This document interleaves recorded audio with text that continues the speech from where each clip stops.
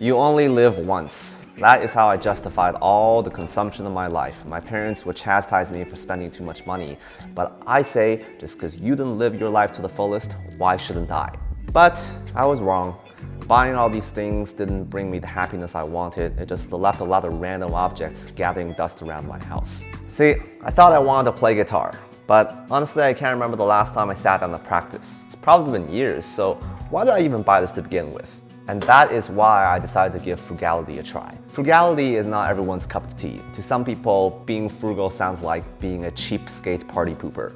But based on my experience, that couldn't be further from the truth. I'm making this video to share with you how being frugal is more like a keystone habit that unlocks your highest potential. It's not just about saving money. Being frugal brings into your life more value, more wisdom, more creativity, and more wealth. More value. Whether you're frugal or not, we're all very smart people. We intuitively understand that we don't have an infinite supply of money. So we've developed this subconscious value system to help us decide what to buy and what not to buy. As an example, say I saw an ad for an espresso machine. I'd first ask myself, does it make me feel cool to be a guy who owns a fancy espresso machine? Honestly, it makes me feel pretty fucking cool. I get to brew my own espresso and then make latte art and share it on Instagram. So that settles it, and I want an espresso machine now. But before I pull the trigger, I need to do quality control. Nobody's here to get scammed, so we want to make sure whatever we buy has at least more 5-star reviews than 1-star reviews. I might skim through some of the 5-star reviews to validate my own opinion, but I don't usually give as much weight to the 1-star reviews because they're probably not cool enough to know what they're talking about. And finally, price check. We're smart, so we gotta make sure it doesn't break the bank. $500, no problem, let's buy it. Don't judge me, but checking the reviews and the price are more like self-justifying charades I put up to make myself feel good. By the time I desire an object, I'm already well on my way to buying it, regardless of its quality and its cost. Maybe I'll compare a few different brands, but at the end of the day, it's going to be an expensive espresso machine. New and shiny things have this intrinsic value of novelty, and novelty can be very emotionally convincing. But if 80% of your purchase decision is based on the novelty factor,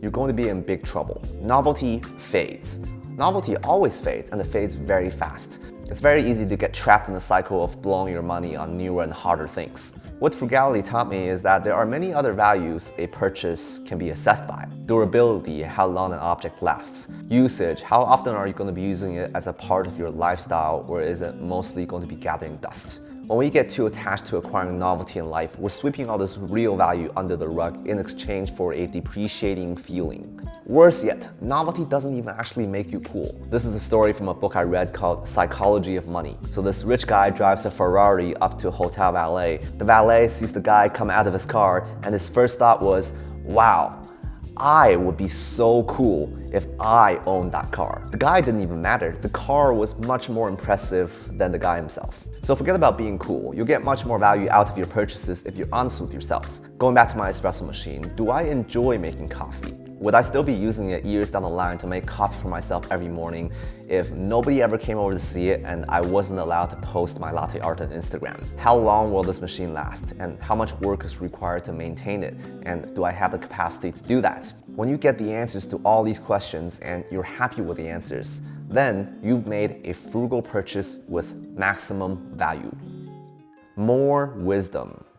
One of the things we didn't talk about yet is the value to cost ratio. Let's take a laundromat for example. A laundromat is durable because if a machine breaks down, the owner is going to replace it.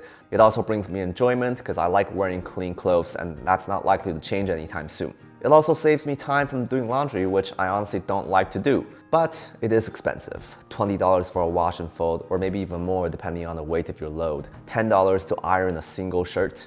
Sometimes even when a service provides great value, we might make a frugal choice not to buy it because of its high costs. But for things like laundry, we can't just walk away from the work. We end up doing it ourselves. When we make a frugal choice to do something or make something ourselves, we inevitably end up acquiring more knowledge. This might sound like a very naive example because who doesn't know how to do laundry? But I'm telling you, if you slow down to look under the covers of every household chore, there is a dearth of knowledge waiting for their moment to shine in the limelight. After I started doing laundry, I learned what these symbols mean. I learned how to keep my white shirts white, how to remove oil and coffee stains. I learned the pros and cons of wool versus polyester clothing. Being frugal almost always teaches me something new. One might ask, why would I spend time to learn about laundry when there are more important things in life to learn about? And to that I say, you only live once. Knowledge doesn't discriminate. Knowledge is power. There is more knowledge out there than you can absorb in a lifetime. Being frugal gives you an opportunity to learn about things you wouldn't have learned about otherwise, and that is the greatest gift. More creativity. I've always wanted to be a creative person. Some people believe creativity is an innate ability. You either have it or you don't. But I know creativity is a skill that can be trained through deliberate practice. The way you channel creativity is by taking what you already have access to and combining them in different ways until you find a combination that clicks. When I first started photography, I was just using whatever point and shoot I had at the time. I was taking objects from around my house and placing them on the grass in my backyard and just taking shots of them. I remember my favorite shot was of one of those squishy yellow balls with a smiley face on it that you can buy from a souvenir store. When I placed it down on the grass, the composition spoke to me. It reminded me of yellow flowers on a green field. It was such a beautiful and natural color combination that brought joy into my heart. I know this photo might not be worthy of a Pulitzer Prize, but it was creative. You don't need to buy anything to be creative. I would agree that you can generate higher quality pictures with more expensive equipment, but a higher quality picture is not the same as a creative picture. Creativity comes from the mind, and if you ever feel the need to go out and buy things in order to be creative, you're really just distracting yourself from the act of creation itself. Being frugal gives you that peace of mind to embrace what you already have and start creating. More wealth. I've been spending more time with older people recently, and I've started to challenge my own preconceived notions about what it means to grow old. I used to think when you grow old, you can't enjoy life as much. So when you save too much in your youth, you're squandering your once-in-a-lifetime opportunity to live life to the fullest. But life doesn't end with your youth. Even when you're in your 50s, 60s, or 70s, you're still going to feel the same set of emotions, you're still going to want to enjoy life. But the set of activities that give you enjoyment are going to be different. And you're still going to need money. A lot of money. It drives me nuts that sometimes I can be so focused on what I'm feeling in the moment that I forget about preparing for the future. If I look back at my priorities 10 years ago, it was around the time when Diablo 3 first came out. I remember the epitome of happiness for me was to be able to go home after work and play Diablo 3 until 3 a.m. in the morning. Spending time and money on video games made so much sense back then. It brought me happiness, and happiness is priceless. But fast forward to today, video games are the least of my concerns. The relationship and career challenges have overtaken my psyche. But even these problems are temporary states of being. If you feel the need to blow your savings right now on dressing to impress or self-transformation programs or whatever solutions that can potentially solve your problems, let me just say that 10 years from now, your deepest woes are going to be just as irrelevant as my relationship to video games. The only constant is money. Every penny you save today by being frugal is going to grow your nest egg. Now, I'm not saying you should penny pinch to the point that you're not spending on anything, but if you find yourself in a purchase pattern where you're repeatedly buying different variations of the same kind of things, a frugal person will put their hand out and say, hang on a second. Maybe it's not critical that I upgrade my phone to the latest generation. Let's take a rain check on this and put that money into a passive investment somewhere so that it can work for me as I grow older.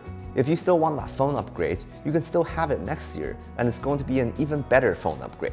The hardest part about frugal living is really about harnessing that patience to not spend right away. I wake up every day and I speak out loud to myself, patience is virtue. Patience is virtue, Alan, and you need to have that patience. There's one last cherry on top about frugal living.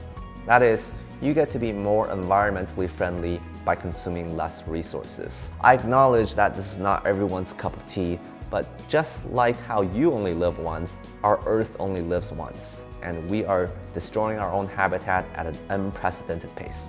I don't know if being frugal will ultimately make a difference, but it is worth a try, and I'm here to spread that message.